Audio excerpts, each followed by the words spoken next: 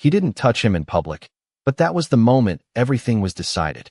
The coffee had gone cold in my hand, but I didn't notice until it slipped slightly against my fingers, the cardboard sleeve damp from condensation and nerves I couldn't quite explain. It was just another Friday shift at 7:42 p.m., the kind where the espresso machine never stopped hissing and the line curled all the way to the door, people in tailored coats checking their watches like time owed them something. I was invisible here. That was the rule. Smile, nod, take orders, don't get involved. But then I heard her voice. Not loud, not dramatic, just tight, controlled in that way that minute was about to break. I glanced over, just for a second, and saw her standing near the pickup counter, her hands wrapped around her purse strap like it was the only thing keeping her steady. The man in front of her leaned in too close, his words low but sharp, each one landing like it had weight. No one else looked. Of course they didn't. People don't look at things that make them uncomfortable. I should have looked away too. That's what I always did. Keep your head down, Emily. Get through your shift. Pay your rent. Don't make trouble. But something in her eyes caught me. Not fear exactly. Not yet. Just that quiet kind of humiliation that spreads slowly, like a stain you can't scrub out. My chest tightened before my brain could catch up. I set the coffee down harder than I meant to. The lid rattled. Hey, I said, my voice sounding steadier than I felt. Both of them turned. The man frowned like I'd interrupted something important. The girl blinked at me like she wasn't sure I was real. She said she's not interested. I added, even though she hadn't actually said anything. The words just came out. Simple, clear, too late to take back. The cafe didn't go silent, but it shifted. You could feel it, like the air changed pressure. He straightened, slow, deliberate, the kind of movement that said he wasn't used to being challenged. This doesn't concern you, he said, calm on the surface. But there was something under it. Something sharp. My pulse kicked up, loud in my ears. It does now, I replied. I don't know why I said it. I'm not brave. I'm not reckless. I'm just tired of watching things happen and pretending they're normal. He studied me for a second longer than comfortable. Then he laughed. Not loudly. Just enough. Like I was a joke he didn't feel like finishing. You should be careful, he said, stepping back, his gaze lingering just a second too long before he turned and walked out into the night. The bell above the door chimed like nothing had happened. Conversations resumed. Cups clinked. Life moved on. The girl whispered a thank you and left quickly, like she wanted to erase the whole moment. I stood there, heart still racing, hands slightly shaking, wondering why it felt like something had shifted permanently. That's when I felt it. Not fear. Not exactly. Awareness. Like being watched. I turned, slow, scanning the room until my eyes landed on him. He sat alone in the far corner, untouched coffee in front of him, suit perfectly pressed like he didn't belong in a place like this. Dark hair, still as stone, eyes locked on me with a focus that made everything else blur. He hadn't moved. He hadn't spoken. But he had seen everything. And somehow, that felt worse. I should have walked away the moment I noticed him, but something in me stayed. I told myself it was nothing. Just a customer. Just another man in a suit who had too much time and too little patience. But that was not true, and I knew it the second our eyes met again. I looked away first. Of course I did. People like me always look away first. I picked up the abandoned coffee from the counter, wiped the small ring it left behind, forced my hands to move like everything was normal. Order number 87. Oat milk latte. My voice did not shake, which felt like a victory I did not deserve. But I could still feel it. That quiet pressure. Like a storm waiting just outside the windows. Even though the streetlights showed nothing but passing cars and reflections in wet pavement. Minutes passed. Maybe 10. Maybe less. Time felt strange when your heartbeat refused to settle. I risked another glance toward the corner. He was still there. Same posture. Same stillness. But the coffee in front of him had not been touched. Not even once. Who sits in a crowded cafe for that long without drinking anything? Someone who is not here for the coffee. The realization settled slowly, like something heavy finding its place. He was not watching the room. He was watching me. I turned back too quickly, nearly knocking over a stack of lids. You okay? My coworker asked, her voice casual, unaware. I nodded. Just tired. It was easier than explaining something I did not understand myself. Because how do you explain a feeling like that? Like you stepped into something without knowing the rules. Like a single sentence you spoke changed the direction of your night in ways you could not see yet. The door chimed again. I did not look up this time. I did not want to know who was coming in or who was leaving. I focused on the rhythm. Pour. Steam. Serve. Repeat. Normal. Stay normal. But then I felt it shift. That same awareness, but closer now. Not across the room. Right behind me. You should not have done that. The voice was low. Controlled. Close enough that I felt it before I fully heard it. I froze for half a second, then turned slowly. He stood there, exactly as composed as before, like he had always been part of the space and I just had not noticed. Up close, it was different. More precise. Everything about him looked intentional. The way his jacket fit. The way his gaze held steady without effort. There was nothing casual about him. Not even his silence. I did not do anything, I said, even though we both knew that was not true. His eyes held mine, unreadable but sharp. You involved yourself, he replied. Not accusing. Not impressed. Just stating a fact. My fingers tightened slightly around the edge of the counter. Someone had to, I said quietly. Something changed then. Not in his expression exactly, but in the air between us. Like I had said something that mattered more than it should have. He studied me for a moment longer than comfortable, then gave a small nod, almost to himself.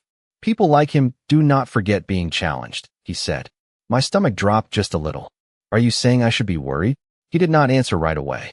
Instead, his gaze shifted briefly toward the door, where the city moved on without noticing anything at all. Then back to me. I am saying, he said slowly, that you will not be dealing with it. There was something final in the way he said it. Not a warning, not a suggestion, a decision. Before I could respond, he stepped back, already turning away like the conversation was over, like it had never belonged to me in the first place.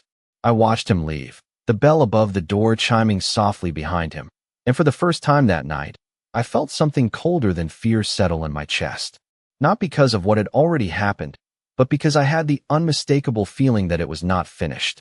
The city looked the same that night, but I felt like I had stepped into a version of it that I did not understand. My shift ended at 10:16 p.m., later than usual because someone had called out, and the line never really slowed down. By the time I untied my apron, my hands smelled like espresso and sanitizer, and my feet ached in that dull, familiar way that usually grounded me. Usually, but not tonight.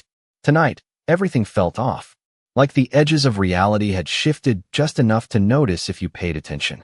I stepped outside, the cool air hitting my face as the cafe door closed behind me, the soft chime echoing faintly before disappearing into the noise of traffic. The street was busy, but not crowded. Yellow taxis slid past in slow lines, headlights stretching across the pavement like ribbons of light. People walked quickly, heads down, wrapped in their own lives. Normal. Everything looked normal. So why did it not feel that way? I adjusted the strap of my bag on my shoulder and started walking toward the subway, keeping a steady pace, telling myself to let it go. It was just a strange interaction. Just a man with a serious tone and a tendency to say things like he already knew the outcome. Nothing more. Except, I could still hear his voice in my head. You will not be dealing with it. Not you will be fine. Not do not worry. A decision. A statement that did not leave room for interpretation. My steps slowed without me meaning them to. I glanced over my shoulder once. Then, again. No one stood out. No one followed. Just strangers moving in different directions, none of them looking at me twice. I let out a breath I did not realize I had been holding and kept walking. By the time I reached my building, it was 10:42 p.m. I checked the time out of habit, the glowing numbers on my phone steady and reassuring in a way nothing else felt right now. Inside, the hallway smelled faintly like old carpet and something fried from a neighbor's kitchen. Familiar. Safe. I locked my door behind me, double-checked it, then leaned back against it for a second longer than necessary. Silence filled the apartment, broken only by the distant hum of traffic outside my window. I set my bag down, kicked off my shoes, and tried to convince myself that the night was over. That whatever strange tension had followed me out of the cafe would fade with sleep. But it did not. I moved through my routine on autopilot, changing into something comfortable, pouring a glass of water, checking my phone even though I knew there would be nothing new. No missed calls, no messages, just the quiet confirmation that my world had not changed, even if it felt like it had. Around 11:18 p.m., I turned off the lights and lay down, staring at the ceiling as shadows shifted faintly with passing headlights outside. I told myself to sleep. Tomorrow would be normal again. Another shift. Another day. Another version of me who did not step into other people's problems. But just as my eyes began to close, my phone lit up on the nightstand. The sudden brightness cut through the darkness, sharp and unexpected. I reached for it, heart picking up for no reason I could explain, and stared at the screen. Unknown number. One new message. I hesitated, just for a second, then opened it. There were no words, just a single image. Blurry, dark, taken from a distance. It showed the street outside the cafe, the same corner where everything had happened earlier that night. And in the edge of the frame, barely visible under the streetlight, was him, the man I had confronted, standing alone, looking like he was waiting for something he did not understand was already over.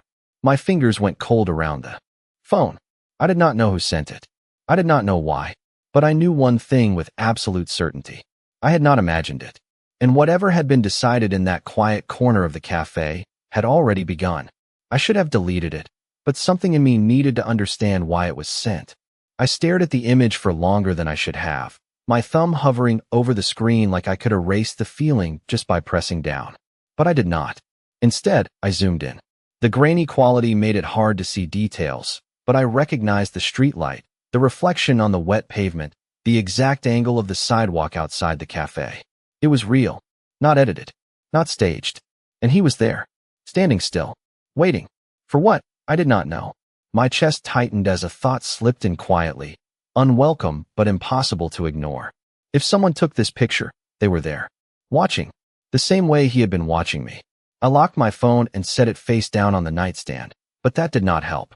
The image stayed in my mind, clearer than it had any right to be. I sat up, suddenly unable to lie still, and walked to the window. The city stretched out below, lights flickering in endless rows, each one representing a life I did not know, a story I would never hear. Somewhere out there, something had shifted. And somehow, I was part of it now.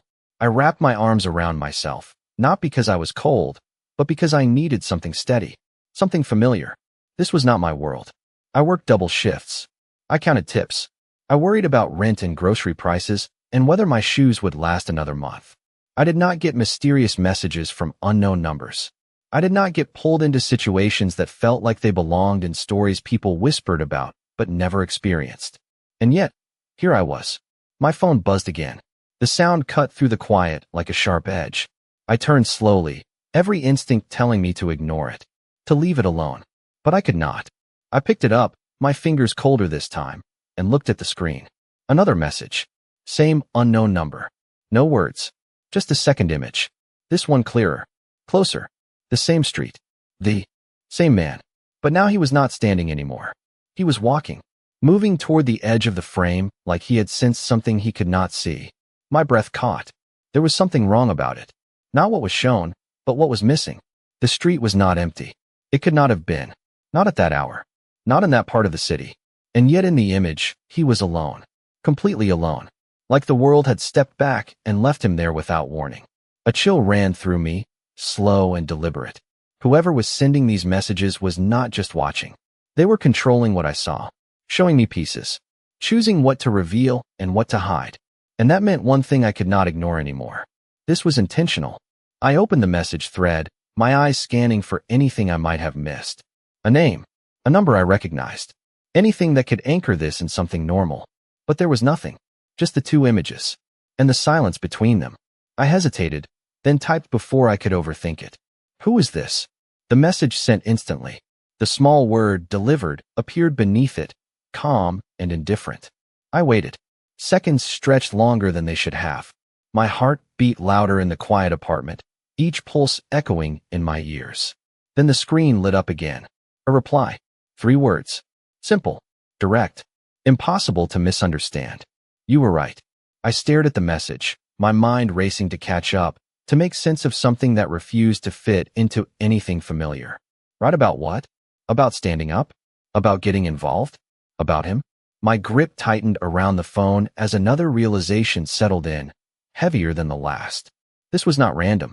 This was not a coincidence. Someone had seen what happened in that cafe. Someone had decided it mattered. And now, they were making sure I knew it too. The moment I realized it was him was the moment I understood I had never really been in control of this. I did not sleep that night. Not really.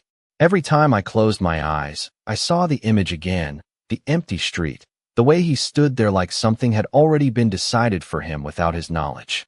And those 3 words kept repeating. In my head, you were right.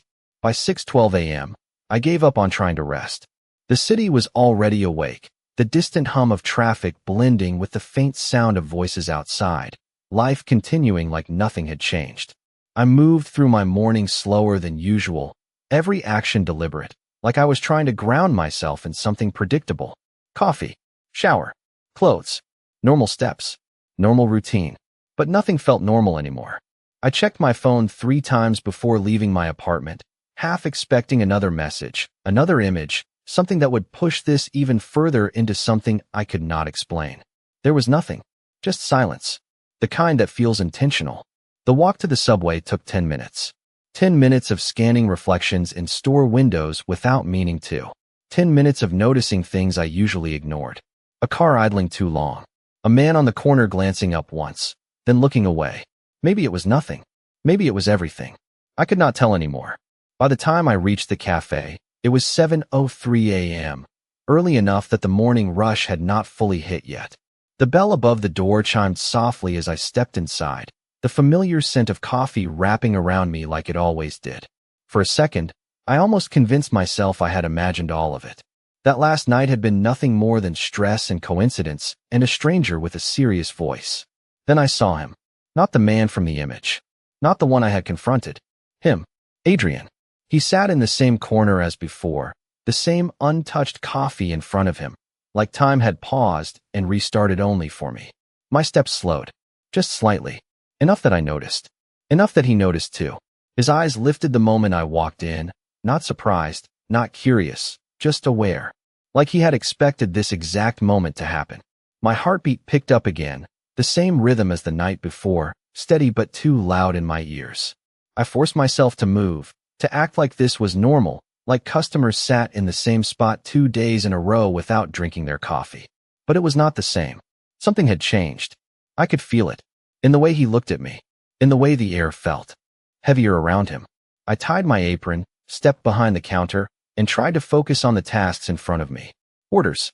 Cups. Milk. Simple things. But my attention kept drifting back to him, like something pulling at the edge of my awareness. He did not approach. He did not speak. He just watched.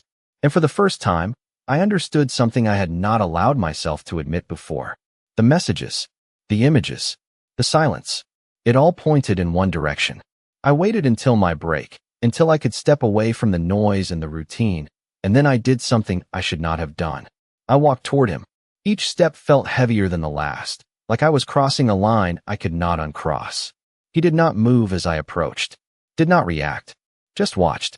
I stopped a few feet away, close enough to see the fine details now, the sharp lines of his expression, the calm that did not feel natural. Was it you? I asked quietly, my voice steady even though everything inside me was not. His gaze held mine for a long second, then shifted briefly to my hand, where my phone rested like evidence I had not meant to bring. When he looked back up, there was something different in his eyes. Not denial. Not surprise. Something closer to confirmation. You should not ask questions you already know the answer to, he said. And in that moment, everything clicked into place. Not fully. Not completely. But enough. Enough to understand that whatever had happened last night had not been random, and whatever was happening now was not finished. He did not deny it, and somehow that was worse than if he had.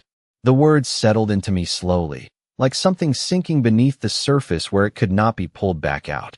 I stood there for a second longer than I should have, my fingers tightening slightly around my phone, my mind trying to catch up to something my instincts had already accepted. He knew. He had been there in ways I had not seen. And whatever had happened after I left that cafe, he had been part of it. I should have walked away. That would have been the normal response. The safe one. But my feet did not move. Why? I asked instead, my voice quieter now. Not challenging, just searching. His expression did not change, but there was a shift in his gaze, something more focused, more deliberate, like he was deciding how much to say. Because you made a choice, he replied. Simple, direct, like that explained everything. It did not. Not to me. People stand up for others every day, I said, a little more firmly than I expected. That does not mean. I stopped myself before finishing the sentence, because I did not know how to finish it. Does not mean someone disappears. Does not mean someone starts sending messages. Does not mean any of this. He leaned back slightly in his chair, his attention never leaving me. No, he said after a moment. They do not. The certainty in his voice made something in my chest tighten again. Most people look away, he continued.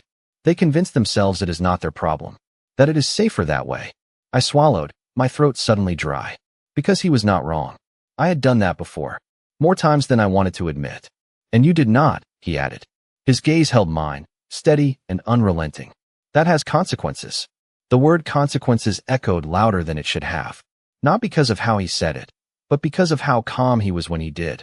That was not your decision to make, I said, the words coming out before I could stop them. For the first time, something almost like amusement flickered in his expression. Not warm, not kind, just acknowledging. You think this is about permission? He asked. I hesitated. Because no, it did not feel like that. It felt like something else entirely. Something I did not have a name for yet. Then what is it about? I asked. The question hung between us, heavier than anything else I had said. For a moment, he did not answer. His gaze shifted again, briefly scanning the room like he was measuring something I could not see.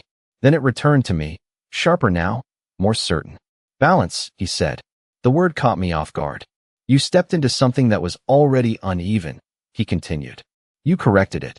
I frowned slightly, trying to follow. And now? I asked. He held my gaze for a second longer, then reached for the coffee in front of him for the first time since I had seen him. He did not drink it, just wrapped his fingers around the cup like the action itself mattered more than the result. Now it stays corrected, he said quietly. A chill ran through me, slow and undeniable, because I understood what he meant. Not completely, but enough.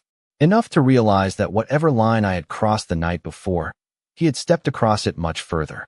And he had done it without hesitation, without asking, without regret.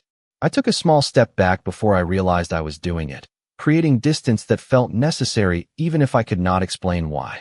His eyes tracked the movement, not stopping me, not reacting, just observing. Always observing. You do not have to worry about him anymore, he added, almost as an afterthought. The words were meant to reassure, I think, but they did the opposite, because they confirmed everything I had been trying not to fully accept. This was not coincidence. This was not random. This was control. Quiet. Precise. Absolute. And somehow, it was centered on me. I turned away before I could say anything else, before I could ask questions I was not ready to hear answers to. As I walked back toward the counter, I felt it again. That shift. That invisible line that had been crossed and could not be undone. I had wanted to believe I was just a bystander who made one small decision. But standing there, with his presence still behind me, I understood something that made my steps falter just slightly. I was not outside of this anymore. Not even close. I told myself I could step back, but the truth is, once someone sees you, they do not just unsee you. The rest of my shift blurred into something mechanical, like my body knew what to do even when my mind refused to keep up. Pour. Steam. Serve. Smile. I repeated the motions without thinking, but every time I turned slightly, every time I felt that quiet pull at the edge of my awareness, I knew he was still there. Not speaking. Not interrupting. Just present. And somehow that presence felt louder than anything else in the room. By 11:28 a.m., the rush had slowed, the line thinning out until the café felt almost manageable. Again. Almost. I risked a glance toward the corner. The chair was empty. The coffee cup gone. No sign that he had ever been there at all. A strange relief washed over me, quick and shallow, like catching your breath after holding it too long. But it did not last. Because absence did not mean gone. I knew that now. The rest of the afternoon passed without anything unusual happening. No messages. No strange looks. No shadows that lingered longer than they should. It should have reassured me. It should have grounded me back into something normal. But instead, it made everything feel more intentional. Like silence was part of whatever this was. When my shift ended at 4:07 p.m., I left quickly, not lingering the way I sometimes did, not stopping to chat or check my phone or stretch the moment between work and home. I just walked, fast enough to feel like I was moving forward, not fast enough to draw attention. The sky had shifted into that late afternoon gray, the kind that made the city feel heavier, like something was building just out of sight. I kept my eyes forward, my steps steady, but my awareness stretched in every direction. Listening, watching, waiting for something I could not define. Halfway to the subway, I noticed it. Not a person, not a sound, just a feeling. Familiar now. That quiet sense of being observed. I slowed slightly, my reflection catching in the dark glass of a storefront window. For a second, I saw only myself. Then movement behind me. Subtle. Easy to miss if you were not looking for it. A car parked along the curb. Black. Clean. Out of place in a way I could not explain. The windows were tinted, too dark to see through, but something about it made my chest tighten. It was not there a moment ago. Or maybe it had been, and I just had not noticed. I kept walking, forcing my pace to stay even, not turning around, not giving whatever this was the satisfaction of knowing I had seen it. My heart picked up anyway, steady but stronger now, each beat echoing in my ears. Do not react. That was the instinct. Do not make it real. But it already was. I reached the subway entrance and descended quickly, the noise of the city shifting into something enclosed, something louder, something that should have felt safer. And maybe it did. A little. Enough to let my shoulders drop slightly, enough to let me breathe again without feeling like every inhale was measured. By the time I reached the platform, the feeling had faded, or at least softened enough that I could pretend it had. The train arrived at 4:23 p.m., right on time, the doors sliding open with that familiar mechanical sound that usually meant routine, predictability, something I could rely on. I stepped inside, found a seat near the middle, and let myself relax for the first time all day. Just a little. My phone buzzed. The sound was quieter this time, but it hit harder. I already knew before I looked. Unknown number. Another message. My fingers hesitated for half a second, then opened it. No image this time. Just words. You are being watched because of him. My breath caught, sharp and immediate. I stared at the message, my mind racing, trying to separate fear from fact, instinct from imagination. Because I already knew who him was. There was no question, no confusion, just one name that settled into place without needing to be spoken. Adrian.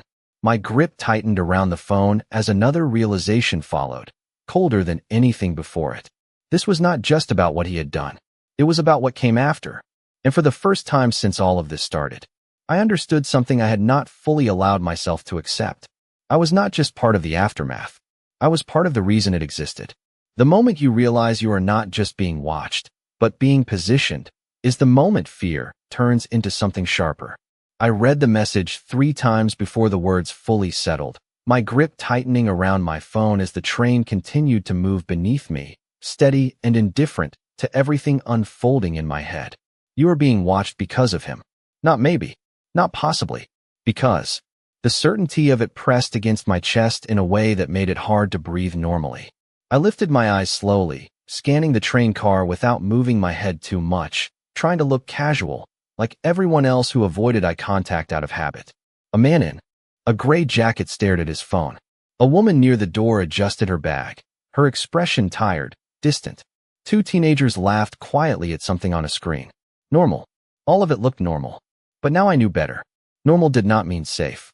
My reflection in the window stared back at me, pale under the fluorescent lights, my eyes sharper than they had been yesterday, like something inside me had shifted into awareness whether I wanted it to or not.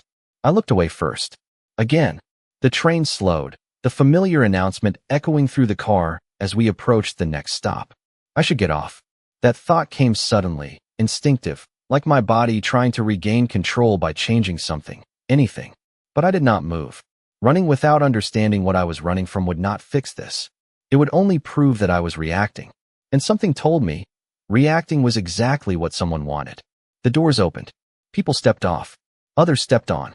The space shifted around me. New faces replacing old ones. New movements blending into the rhythm of the train. I stayed still. My phone buzzed again. This time, I did not hesitate. I opened the message immediately, my heartbeat steady but louder now, more focused. Another line. He does not see all of it. I frowned slightly. The words not making sense at first, my mind trying to connect them to something real, something I could understand. He does not see all of it. Who? Adrian? The idea settled quickly, too quickly to ignore. My eyes lifted again, scanning the car with more intention now, not just looking searching. If someone was watching me because of him, and he did not see all of it, then that meant one thing I had not considered before. There were layers to this. People watching people who were watching other people. Control inside control. And I was somewhere in the middle of it without knowing where I stood. The train lurched forward again, the motion grounding me just enough to keep my thoughts from spiraling too far ahead. Think. Stay focused. I lowered my gaze back to the phone, my thumb hovering over the screen before I typed. What do you want from me? The message sent instantly. The silence that followed stretched longer this time, each second marked by the subtle sway of the train and the distant hum of the tracks beneath us. I watched the screen like it might answer me just by being held long enough. Then it lit up. A reply. Short. Precise. Stay where you are. My stomach dropped slightly, the words hitting harder than I expected. Not advice. Not a suggestion. A directive. My eyes lifted immediately, scanning the car again, this time faster, sharper, trying to catch something I had missed before. And then I saw it. Not movement. Not a gesture. Just a reflection. In the window across from me, faint but unmistakable, a figure standing at the far end of the car, positioned just out of direct sight, but visible in the glass if you knew where to look. Tall. Still. Watching. My breath slowed instead of quickened, something inside me shifting into clarity instead of panic. Because now I understood something I had been missing this entire time. This was not random observation. This was placement. Deliberate. Controlled. And whatever was happening around me was happening exactly where someone wanted it to. The difference between fear and clarity is the moment you stop asking what is happening and start understanding why. I did not turn around. Not immediately. My eyes stayed on the reflection, steady, focused, tracking the outline of the man at the far end of the car without giving away that I had seen him. He had not moved. Not even slightly.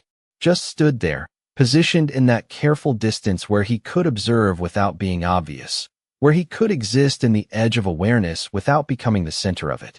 And somehow, that made everything clearer. This was not chaos. This was structure. My phone felt heavier in my hand as the last message lingered in my mind. Stay where you are. I had followed the instruction without realizing it. Not because I trusted it, but because something deeper had recognized it as part of the same pattern. I inhaled slowly, steadying myself, letting the rhythm of the train anchor me just enough to think instead of react. If someone was directing this, and someone else was watching, then there were sides too. This I did not understand yet, and one of them was him. Adrian. The thought settled firmly now, no longer uncertain, no longer something I could push aside. He had stepped in without hesitation. He had said things like they were already decided. He had acted like consequences were not something he feared, but something he controlled. And yet, according to the message, he did not see all of it. That meant even he had limits.